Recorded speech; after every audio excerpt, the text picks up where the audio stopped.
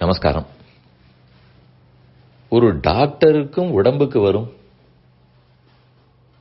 அவரும் சில நாட்கள் பேஷண்டாக இருக்கலாம்.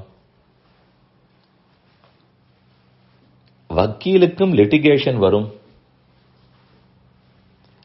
அவரும் வாதியாகவோ பிரதிவாதியாகவோ இருக்கலாம்.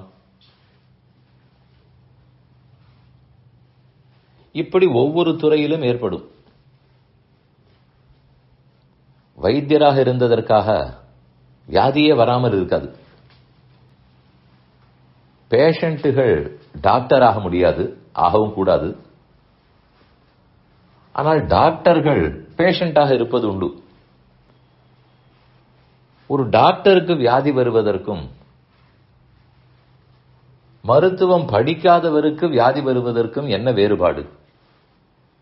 ரெண்டு பேருக்கும் வியாதி தானே.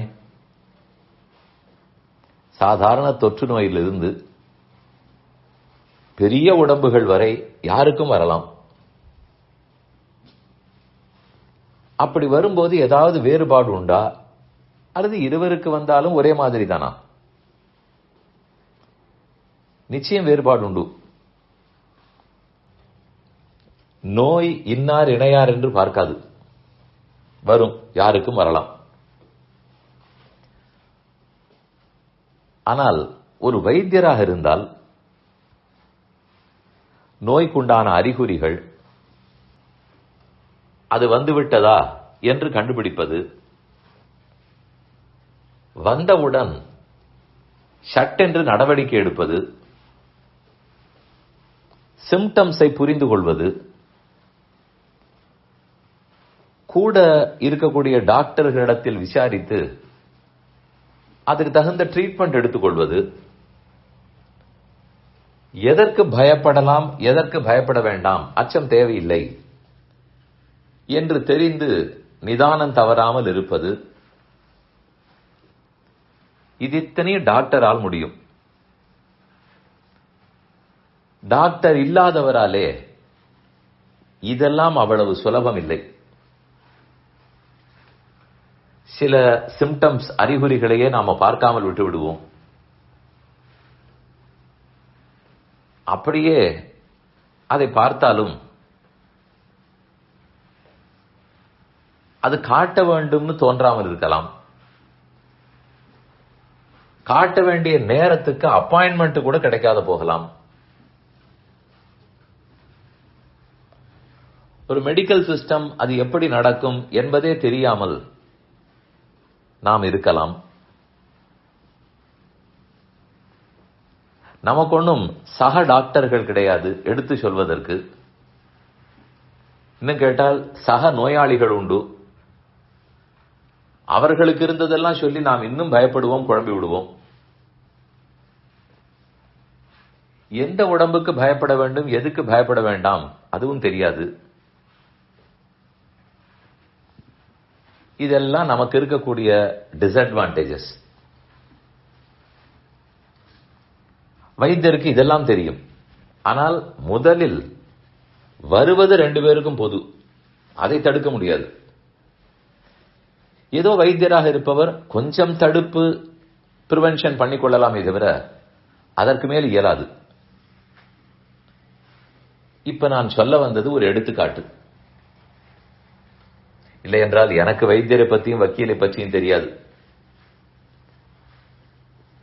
ஆனால் எடுத்துக்கொண்ட விஷயம் வேறு. வாழ்க்கையில் தவறு செய்தல், துன்பம் வருதல், குற்றம் வருதல், இதெல்லாம் ஒரு ஞானிக்கோ பக்தனுக்கோ ஏற்படலாம். ஞானமும் பக்தியும் இல்லாதவனுக்கும் ஏற்படலாம். பக்தர்கள் மட்டும் தவறே செய்ய மாட்டார்களா? நடக்கலாம். எங்கோ தவறுவோம். ஆத்மாவை பற்றியும் பரமாத்மாவை பற்றியும் ஞானம் இருப்பவனும் தவறு செய்யலாம், ஞானம் இல்லாதவரும் செய்யலாம். ரெண்டுத்துக்கும் வேறுபாடு உண்டா? உண்டு.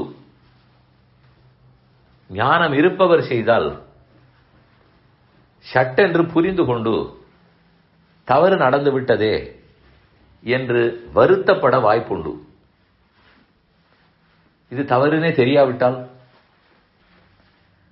தவறு என்று எனக்கு தெரியாததற்காக அதை அறியாமல் செய்ததாகாது. சட்டம் தெரியாது என்றா நான் சொல்ல முடியும்?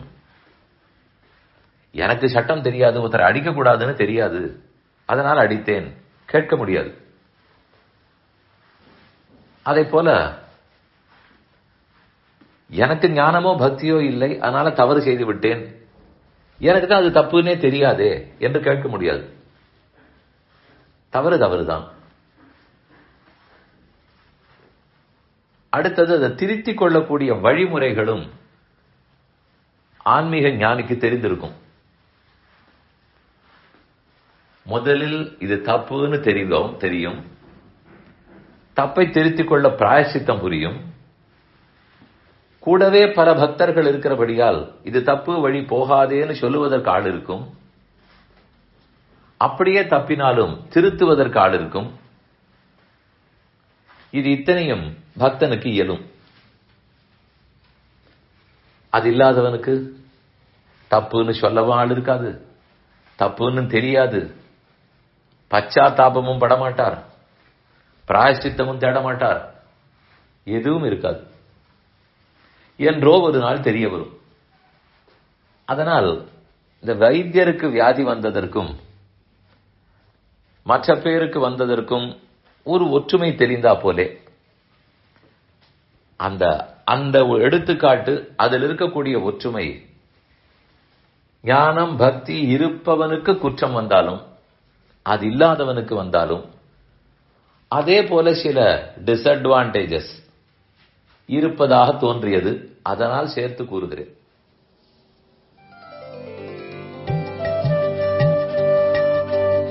இந்த என் பணி ஆடியோவை உங்களுக்காக வழங்கியவர் வேலுக்குடி ஸ்ரீ கிருஷ்ணன் சுவாமி. இந்த ஆடியோவை தினமும் உங்கள் மொபைலில் பெற கிஞ்சித் என் பணி KINCHITENPANI என்ற ஆப்பை கூகுள் பிளே ஸ்டோரிலோ அல்லது ஆப்பிள் ஐஸ்டோரிலோ டவுன்லோட் செய்து கொள்ளவும். தினம்தோறும் இது போன்ற உபன்யாசங்களை கேட்டு மகிழவும்.